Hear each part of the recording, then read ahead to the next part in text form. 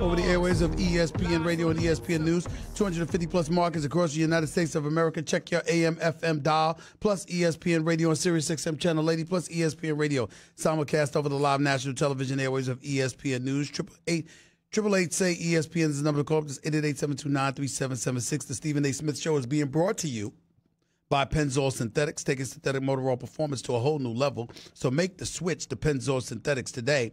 Plus, with the Vivid Seats app, it's easy to find awesome seats to any game. Download the app and enter promo code CHAMPS at checkout to get 10% off your first order. Ladies and gentlemen, I'll get back to your calls or to your calls in just a little bit. But for now, it's always great to have my next guest on the line. He worked with me here at ESPN, doing an outstanding job for us for many years. He's now an NBA writer, an NBA analyst, and insider for the New York Times. My buddy, the one and only Marc Stein, is on the line with yours truly right now. What's going on, buddy? How are you, man? How's everything? Trade deadline week. Couldn't be better. I know this much. First order of business, man. The only reason I'm bringing this up as a first note is because I just finished talking about it before we went to commercial break. You heard the news that John Wall slipped in his home and is out for the next 12 months as opposed to 6 or 8 months as originally speculated upon. So he's going to be out for at least a year, which means he'll be out for at least half of the season next year when a year where his new 4-year, $170 million contract kicks in. Your reaction to that, Marc Stein? Well, firstly, it's sad. It's, obviously now this injury is way worse. I mean, he's, and people with John Wall, they look at the money, so they're not going to feel sympathy. Oh, he got the bag. He's fine. Yes, he's got $170 million coming, but it's horrible for him. It's horrible for the Wizards. But if you want to cut to the chase, the question now will be, Ted Leonsis, the Wizards owner, has been adamant. They're not trading Bradley Beal. Right. They're not trading Otto Porter. We're not going to tank. I find the word tanking offensive. But if you're not going to see John Wall for at least a year now, right? They're going to have to really think, do we want to make Bradley Beal available? I don't think it happens this week. I don't think it happens before the deadline. If they made Beal available, they would have a line out the door. Yes, they're going to have to really look at what happens now. And that's where I'm at, Marc Stein, because the reason I asked that question, listen, first of all, nobody wishes injury upon anybody. And, John Wall actually is a really, really good guy. And he plays hard when he plays, and nobody's trying to dismiss that about him. But the flip side to it is that, my goodness, this has been going on for quite some time. I don't know how he got the money that he got based on his health. And now that he's gotten it, but he can't play. If I'm the Washington Wizards, I strongly do consider moving Beal. I open up the phone lines right now before the trading deadline, Mark, just to see what the price would be for him. Wouldn't you? And look, the calls are coming in whether they want them or not. Teams are going to ask. They've been asking about Beal all season. My instinct is they're not going to be able to rush and put something together in the next 48 hours. Basically, the trade deadline's 2 days away now, Thursday at 3:00. But, we're going to be hearing more and more and more about teams trying to get Beal and, can the Wizards find a new path? Because, this is a mess. It's sad. Marc Stein, New York Times, right here with Stephen A. ESPN Radio, ESPN News. Let's go into what's been transpiring over the last few days. Anthony Davis is the story of the day. We all know the story about Anthony Davis through Rich Paul basically stating to everybody he wants out. He's not going to sign an extension. He would prefer to be moved to the Los Angeles Lakers. We've learned that the Los Angeles Lakers have offered Kuzma and Ingram and Ball and Kentavious Caldwell-Pope and 2 first-round picks. How do you see this thing panning out? I don't think we're going to get a trade this week. Now, again, there's still those 48 hours, and it's a one-team race right now. It's just the Lakers banging on the Pelicans' door, but no matter what the Lakers can throw at them, and even if the Lakers decide to submit to every wish New Orleans has, you just can't convince me, and I have a feeling New Orleans feels the same way. You can't convince me that offer won't be there in May and June. The Lakers can say all they want, we're going to move on to other targets. Who is believing that? They're not moving on to other targets. Anthony Davis is the guy LeBron James wants to play next to. He's the guy that makes the most sense there. The Lakers, it's going to be there. It's going to be there for the Pelicans if they wait, and then obviously you bring in Boston, and it becomes even more of a frenzy. I still think that's the way the Pelicans are strongly leaning. But again, you and I have both been doing this too long to, box ourselves into a corner on Tuesday. 48 hours to go. Let's see if the Lakers can change their mind. Let's see if Rich Paul can change their mind. Let's see if the Pelicans get to a point where they say, you know what, we don't want this circus anymore. We want to move on. But I think it's better for them to wait, and I think that's how they see it as well. Marc Stein, my compelling question to you would be this. Why do you think the Pelicans are holding out? Is it truly because, okay, we can wait and teams like Boston and others will come down the pike once the summer arrives?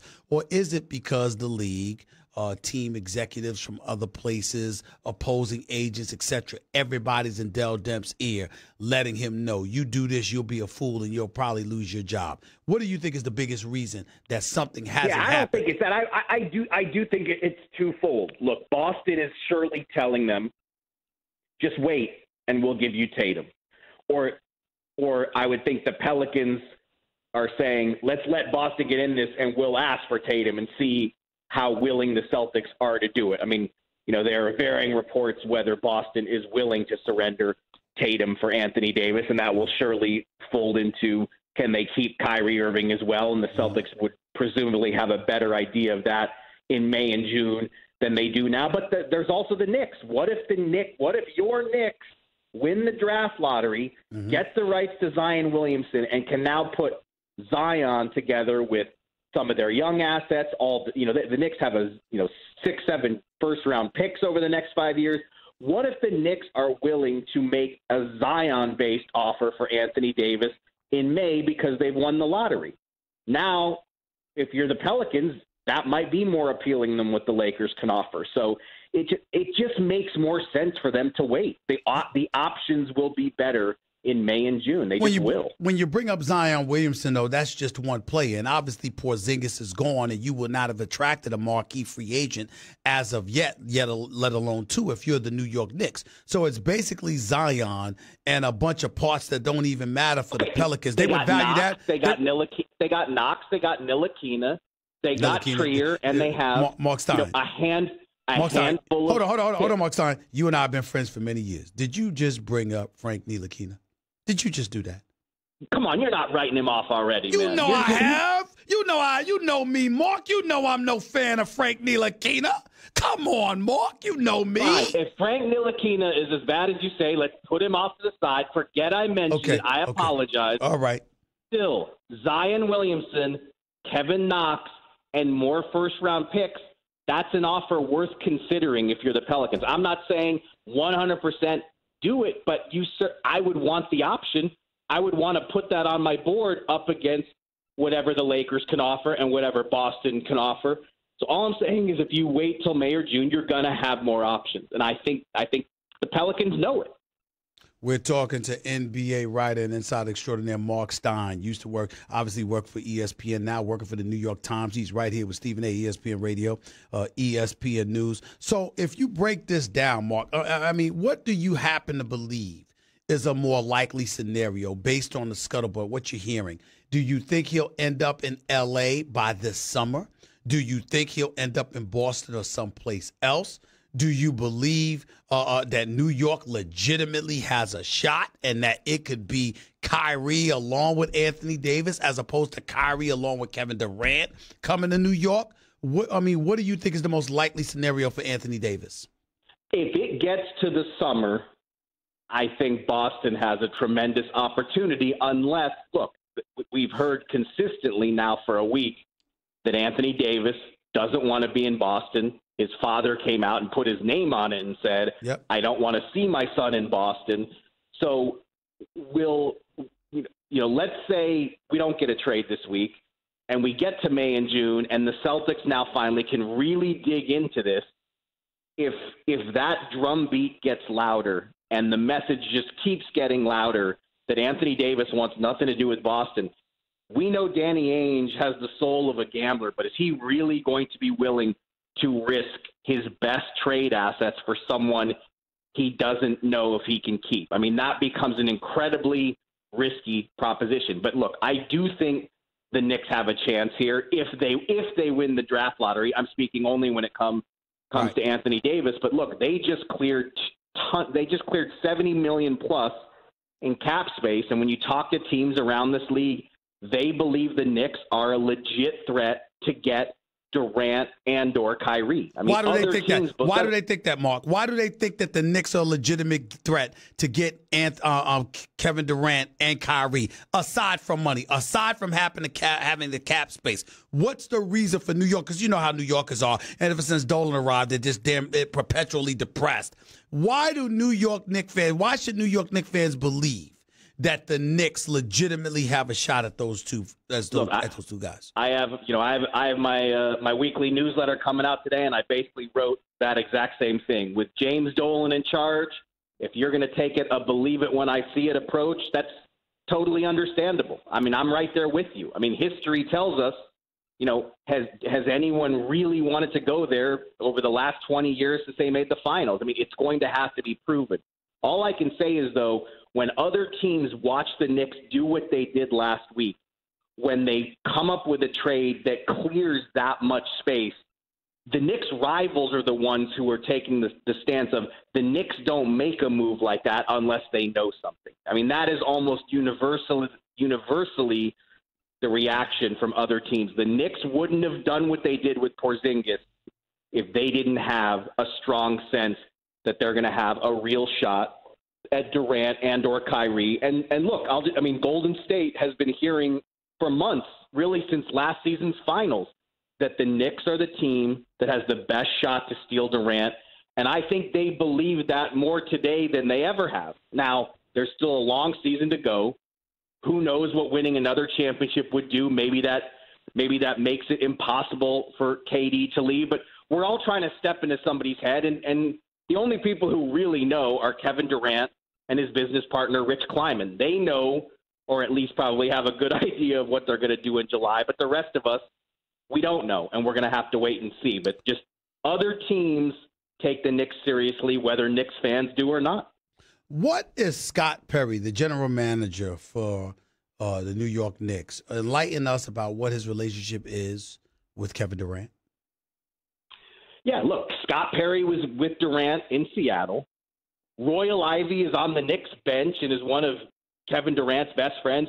One of the expiring contracts they just got, DeAndre Jordan, is another one of Kevin Durant's best friends, and he's a Knick right now. Now, it would be really complicated because of DeAndre's cap hold for the Knicks to find a way to keep DeAndre there and bring Durant in. But if you dig into it, there are no shortage of connections that, us media types love to analyze and talk about when it comes to the Knicks and Durant. So, I mean, he's got allies there. There's no question. Why is it even a consideration, considering the fact that Kyrie Irving has become the absolute show that he is? Why is it even a consideration that the Boston Celtics could lose him? Well, look, I think that requires us to, again, try to get into somebody's head and to sit here and pretend like I can tell you I know exactly what Kyrie or Durant is thinking would be a huge exaggeration. Right. But all the things that Kyrie has said this month, they've certainly given the Celtics pause. He went from at the start of the season saying, I'm going to stay, to don't even ask me till July 1st. I'm sick of talking this. And basically that translates to all options are open. So is he unhappy there? Is the weight of expectations that have really afflicted that whole Boston team, is it weighing on Kyrie? Does he want to go somewhere else? Look, the Knicks and the Nets, both New York teams, have believed quietly for a long time that they're going to have a shot at Kyrie Irving in free agency. It's not like the teams interested in him heard what he said in October and said, oh, well, we got no shot. Kyrie's staying in Boston. These teams are still going to try. And, as you know, it's a long season, and where a guy is in October, not always where he is in July. Is this just about Kyrie potentially choosing to leave Boston, or is this about Danny Ainge might not minding that Kyrie Irving leaves Boston? I only ask that question because as we look at the team assembled, and I've thrown this out there, of course Terry Rozier is not Kyrie Irving. That's not the way to look at it. The way to look at it to me is he's a guy that thinks he should be starting in this league. Some people would agree with him, and he would be at the very least $100 million cheaper than Kyrie Irving. If anybody was shrewd enough to think along those lines, it would be Danny Ainge, wouldn't you say? But if Danny Ainge really took that stance, if Danny Ainge had gone sour on Kyrie, he would have tried to trade him before this deadline. And again, right. I throw in that disclaimer that I've thrown in about 7 times now. We still got 48 hours to go before the deadline and rule nothing out because this league is absolutely nuts. But, if Danny Ainge doesn't trade Kyrie Irving, and we've had zero, I want to underline, we've had zero evidence to suggest that he's going to trade him this week before the deadline, that would make you think, no, the Celtics fully expect to keep Kyrie Irving, and he's a big part of their plans. I mean, he wouldn't want, in other words, he wouldn't want to lose him for nothing. And if there is no Kyrie Irving trade this week and Kyrie goes to free agency, he's at risk for losing him for nothing. So, Danny Ainge is too smart to let that happen. Marc Stein, New York Times, right here with Stephen A., ESPN Radio, ESPN News. The Clippers, we haven't mentioned them too much because obviously they're not players in this NBA trading deadline situation. They're holding all of their chips until this summer when they believe they've got a legitimate shot at Kawhi Leonard. Is it possible that come end of July, we're sitting here talking about Anthony Davis being somewhere else, Kyrie Irving being somewhere else, Kawhi Leonard being somewhere else, all right, Kevin Durant being somewhere else, and nobody is in the Los Angeles Lakers uniform? I mean, I think it is possible. I think it has to be a possibility on the board, but there are some people around the league who watched the events of last week when Kyrie said what he said and have watched all month as Kyrie and LeBron have seemingly lobbed Valentines back and forth to each other about how much they miss each other. Now there's a sense that what if the Lakers could get Anthony Davis and Kyrie, and they're the ones who steal Kyrie away from the Celtics and not the Knicks. So, I mean, there are 6, 7, 8 really, really good free agents this summer. It's going to be an absolute frenzy because it's this small clutch of 4 or 5 teams that are going after them all.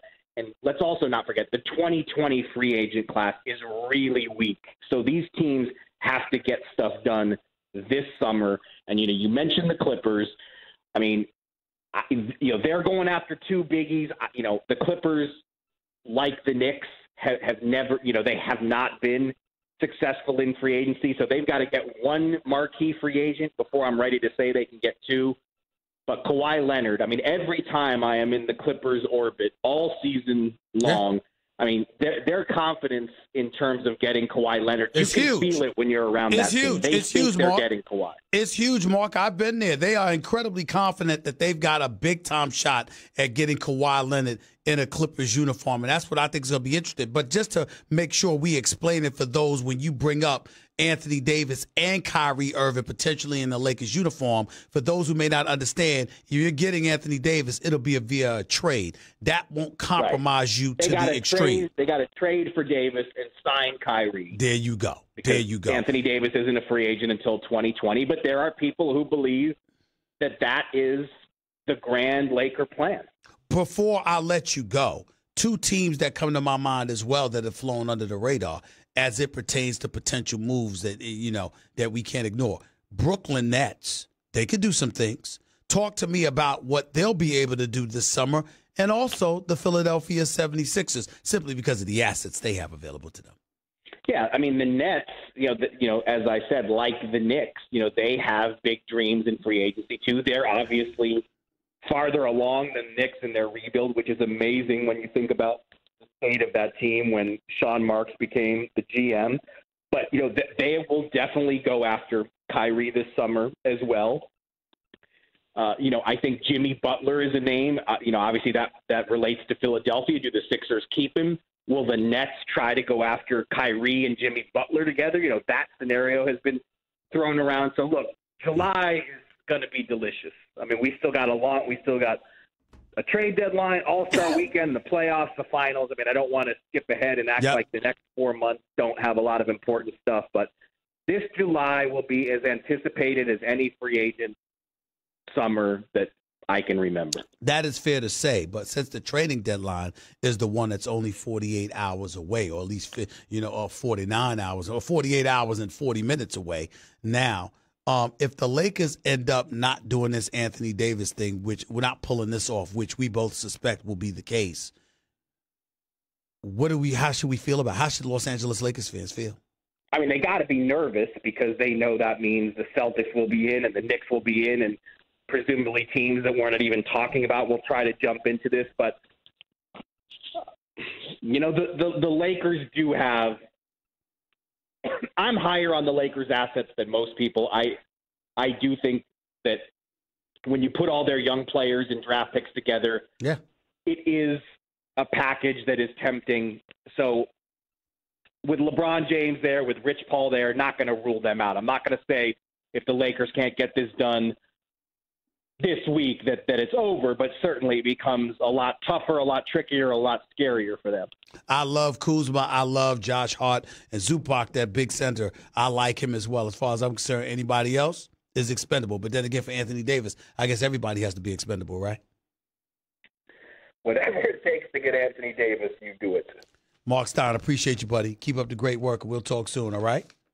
Always good to catch up. You too, buddy. You take it easy. 888-SAY-ESPN. It's 888-729-3776. You're listening live to the Stephen A. Smith Show, ESPN Radio. You heard Marc Stein break it down. Now we'll get to you, and you'll hear me break it down as well. So don't touch that dial. Stick around. It's Stephen A., ESPN Radio, ESPN News. By the way, Peloton is a game-changing indoor cycling bike that brings the energy of live studio classes right to your home anytime you want, winter or summer, rain or shine. Whether it's a monthly challenge to meet your goals, a training program for your next race, or setting a new personal best, the Peloton bike will make you want to show up and keep climbing the live leaderboard year-round. On average, Peloton members are riding their bikes more every year and crushing their personal records along the way. So learn more about the Peloton bike at onepeloton.com or visit your local showroom. 888-SAY-ESPN. It's 888-729-3776. More